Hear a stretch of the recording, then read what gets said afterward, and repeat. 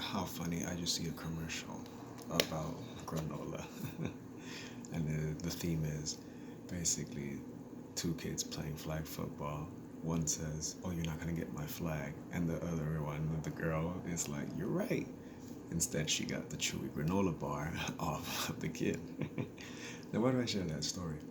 I share that story because it's an example of changing focus, all right, and focus in general. Okay.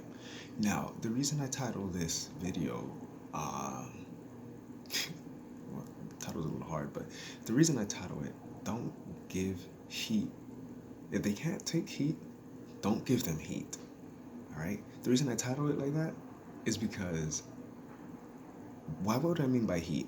Heat is used in two ways, in several ways. Some people say heat refers to weapons, for example. Heat doesn't have to always refer to weapons, though, all right? But it's representative of something, all right? It's representative of another heat, okay? And the heat is the emotional heat of intellectuals, of individuals, beings, all kinds of beings, animals included, all right? So you have that kind of heat, okay? But even that heat is not just that heat, okay?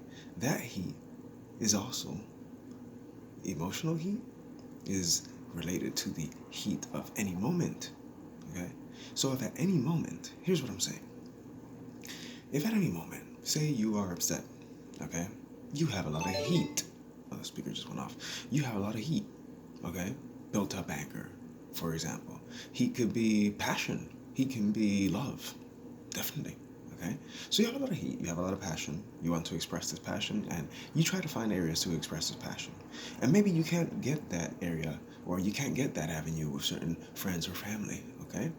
Well, at the end of the day, if you can handle it within yourself and you find ways, creative ways for you to be able to handle that heat and give it a form of transmutation, as we like to say. In other words, you handle the heat, you feel what you have to feel, but at the same time you move towards more elevated feelings, then that is actually called being responsible with heat. Okay? Someone like that, all right, is an example of what it means to be responsible with heat. As a matter of fact, someone like that does not need an external heat weapon to do that because their heat weapon comes in the form of a heat shield. If that makes sense for some of y'all, or if you like it in that kind of example, it comes in the form of a heat shield. Okay, this is a form of dark magic, as you can say. You can say it's a form of dark magic. You can say it's a form of light magic.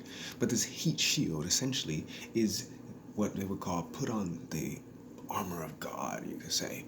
Put on your armor. Put on, or don't identify yourself, or don't fall for even spiritual identity traps. Like, for example, love. Love has no limits. Love just loves. But if you identify as love, for example, and say, "Oh, love has its limits," no, then you're not embracing love, because love finds a way for all to win.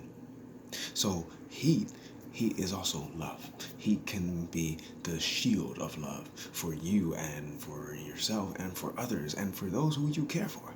Essentially, everybody is on the same path, right? They are living their experiences of love and trying to do their best. If we can understand that, then we can be responsible with this heat and the many forms of heat. And this is also why I say, if you want an avenue to express that heat, well, you always have airsoft, paintball, martial arts, and sparring. And you always have, for example, conversation and solutions. How can you help your community? All right? How can you help people evolve even in their economy? You could probably start with donations. That's a good start. Donate towards a good cause. Namaste.